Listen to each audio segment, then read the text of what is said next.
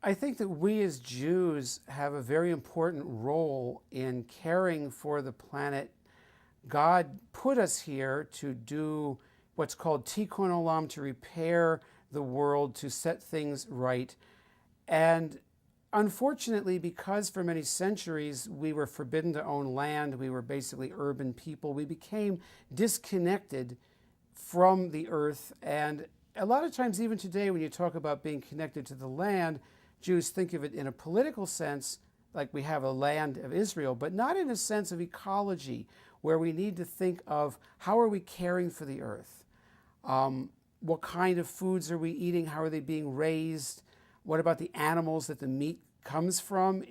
What about the vegetables that have insecticides on them? What about global warming? What about the way we live that contributes to these kinds of pollutions?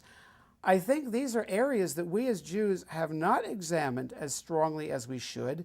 We already have many wonderful teachings that deal with the earth, with animals, with ecology, but unfortunately we don't focus on these because your average Jew is not dealing with animals on a daily basis. So we might read about the laws of how to raise chickens or whether you milk a cow on the Sabbath or whatever, but unless you're actually dealing with animals on a daily basis, these things don't penetrate our consciousness.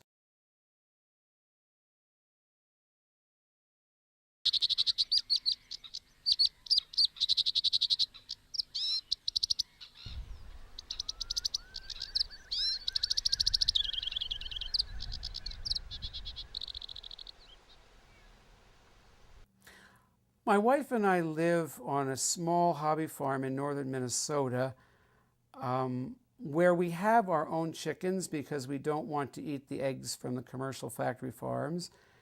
And we have our own geese, and we have other animals as well.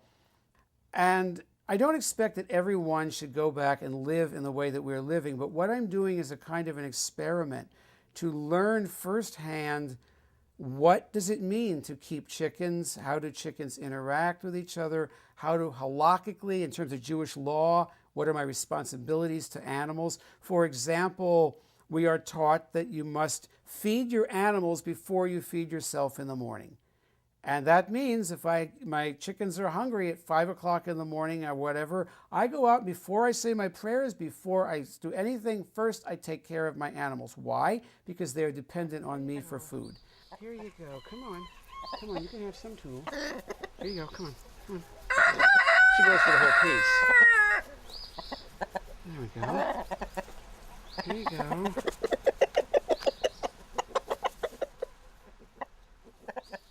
I also am one of the few rabbis that can make the actual blessing, who gives the rooster the knowledge to crow on day and night, because I actually hear a real rooster crowing.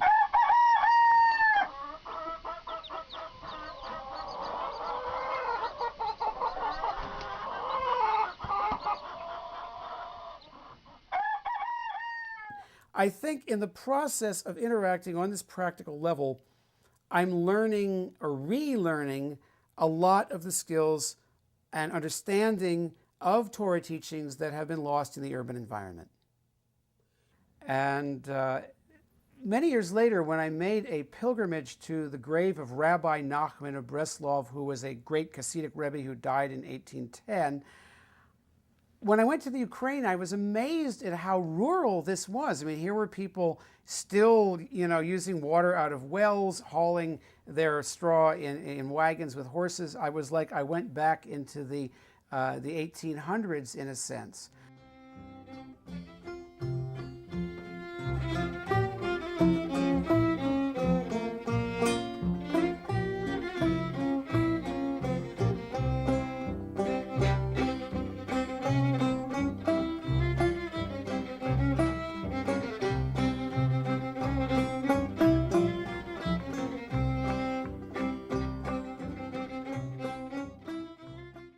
But what I got out of that is the idea that I think the Hasidic movement arose in that area precisely because Jews were able to be in the outdoors. The Baal Shem Tov, the master of the good name, who founded the Hasidic movement in the 1700s, spent a week at a time sometimes wandering through the forests, in the Ukrainian forests.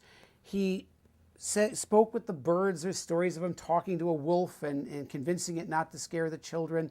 There was a great interaction with nature, and I think this was the reason that this mysticism flourished there, because Jews were able to be in a more rural environment.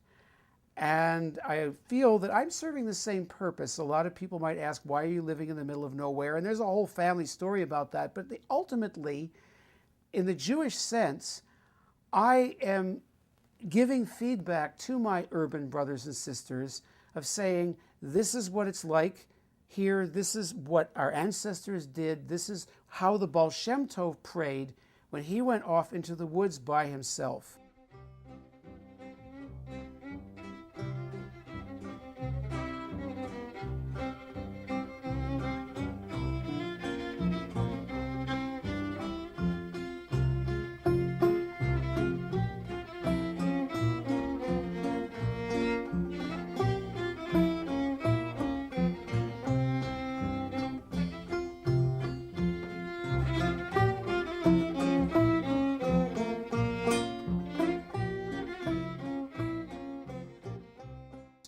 And so I think we have a mandate as Jews to find out, how are we impacting the environment? How is our food being raised? How is our lifestyle connecting with the rest of the earth? And how can we walk in a gentle, Torah-oriented way on this planet to bring greater harmony between us as Jews, Jews and non-Jews, and all of humanity with the other creatures that Hashem has made and put here along with us. Come on, come on. Here you go. Come on. Come on. Come on. Here. Come on. Come on. When I was a child, we lived in a home outside of Philadelphia that was still somewhat rural, and I had a pet rooster that I had gotten as a chick from a neighbor.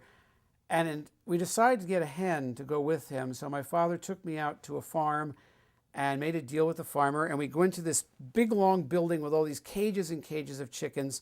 And this guy goes over and takes a squawking white chicken out and hands it to me.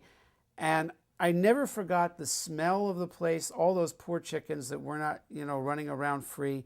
I think that was the beginning of my sensitivity toward meat. I didn't immediately give up meat. It was many years later I evolved into it. The final moment was in the early 1980s when my wife and I, we had not eaten meat for maybe 6 months, and we were going to have guests for Thanksgiving, and we said, do we really want a turkey? And we decided, no, we're not going to have a turkey, and that was the end of meat being in our household. The Hasidic Jews, who are the mystical branch of Orthodoxy, which began in Eastern Europe in the 1700s, often wear a fur-brimmed hat. And this is a carryover from Russia, Ukraine, Poland, where this kind of hat was popular. The fur used is usually sable or fox or some other wild animal. And as a vegetarian, I don't want to wear a real fur because of the cruelty involved in trapping animals or raising them on fur farms. In 1983, a rabbi friend of mine gave me this hat, which has artificial fur. It's very obviously artificial fur. And I have worn this one when I want to have the Hasidic look. I wore it on a pilgrimage to the Ukraine a few years ago as a statement to say it is possible to have the Hasidic look while at the same time have compassion for the animals whose fur would normally be used for the hats. And so I don't wear a real fur hat. I wear one made of artificial fur. There are some people who will say to me, well, you're not really following the tradition because you're not eating meat on the Sabbath, etc., etc. I don't believe there's really a commandment to eat meat per se. Meat was considered something special that you had at a celebration.